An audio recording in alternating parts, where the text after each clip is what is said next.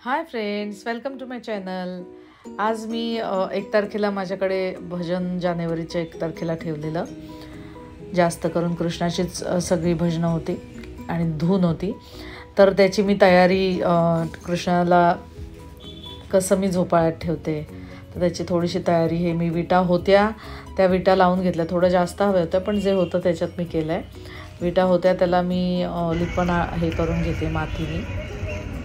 Actually 2-3 दिवस आधी करायला होतं कारण थंडावा असल्यामुळे पटकन सुकलं नाही माझं ते. तर हे मातीने पूर्ण हे करून घेतलं म्हणजे मग ते प्लेन होईल. आणि त्याच्यावर मग मी शेणाने सारवणार आहे. हे माझं तयार झालेलं आहे कारण विटांमध्ये गॅप असते तर ते शेणाने डायरेक्ट सारवता आलं नसतं कारण प्लेन दिसायला पाहिजे म्हणून मातीने त्याला लिपून घेतलं आहे. आणि आता दुसऱ्या दिवशी मी आजूबाजूला म्हणजे बाजूनी चौकोनी असं शेण लादीचं आहे पण शेण त्याच्यावर मी फिरवणार होते पण ते जमलं नाही कारण ते लादी असल्यामुळे त्याच्यावर शेण प्लेन असल्यामुळे त्याच्यावर शेणाचं थर नाही बसत. पण हा जो चौकोन केलेला आहे मी विटांचा तर त्याच्यावर ते शेण बसलं पण ते ओलं असल्यामुळे माती ओली असल्यामुळे शेणाचा मिक्स झाला तो कलर असं झाला.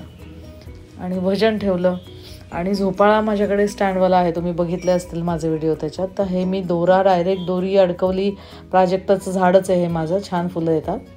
तर त्याला मी बांबू अडकवला आडवा आणि त्याला ह्या झोपाळा टांगला आहे. त्याला अशीच फुलं जी बोगनवेला आहेत, पांढरा चाफा आहे, बिट्टीची फुलं आहेत आणि पिंक बोगनवेला असं साधी जी फुलं आहेत त्यांनी मी ती माळा करून घेतली आहे. ती माळा करून लावली आहे आणि त्यामुळे खूप छान दिसतं. आणि जे डेकोरेशनला थोडंफार झाडाला लटकवलं, झाडं इथे तिथे ठेवली. आता हे माझं डेकोरेशन तयार झालेलं. नंतर मी त्याच्यात माझ्याकडे एक मूर्ती मला प्रेझेंट आली, साईडला तुम्हाला दिसली असेल. ही मूर्ती मला एका मैत्रिणीने प्रेझेंट दिलेली. ती मी घंगाळात ठेवली आहे आणि पाण्यात फुलं घातलेत. ती मूर्ती ओली होऊ नये म्हणून मी सिमेंटची एक वीट असते ती ठेवली, त्याच्यावर मूर्ती आहे. आणि बाकी जी झाडं होती माझी फुलांची थोडीफार आजूबाजूला मी डेकोरेशनसाठी लावली. आता हे तुम्ही बघत असाल तर हे विटांचा जो मी चौकोन केला आहे त्याच्या खाली मी शेणाने सारवलेलं आहे परंतु ते नीट दिसत नाही कारण प्लेन ह्याच्यावर नीट बसत नाही थर शेणाचा. इवन ते शेणाचा कलर जरी आला असता ना तरी खूप आणखी छान दिसलं असतं तो चौथरा जो मी केला आहे तो. आणि थोडंफार डेकोरेशनला काही लटकन अडकवलेत. आणि हे सुरुवातीला गेटपासून एंट्रीला हे मी रांगोळी काढून घेतलेली आहे. तर खूपच सुरेख दिसतं कलर कॉम्बिनेशन आणि खूप छान केलं आहे. तर हे थोडंफार काहीतरी वेगळं म्हणून मी ह्यावेळेला डायरेक्ट आणि प्राजक्ताचं झाड कृष्णाचं प्रिय आहे, प्राजक्ताचं फूल, त्याच्यामुळे त्या झाडाखालीच मी त्या झाडालाच ते बांधलं. आणि ही माझी विहीर आहे. विहिरीला आजूबाजूला पण काढलं आहे रांगोळी, थोडे हँगिंग, झाडं जरा नीट त्या निमित्ताने झाडं माझी थोडीफार छान साफ झालेत. तर ही तयारी पूर्वतयारी म्हणजे भजनाच्या आधीची तयारी माझी 2-3 दिवस गेले सगळं आवरण्यामध्ये.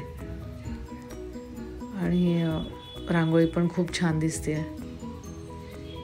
झाडं पण इथे तिथे अशी करून लावली.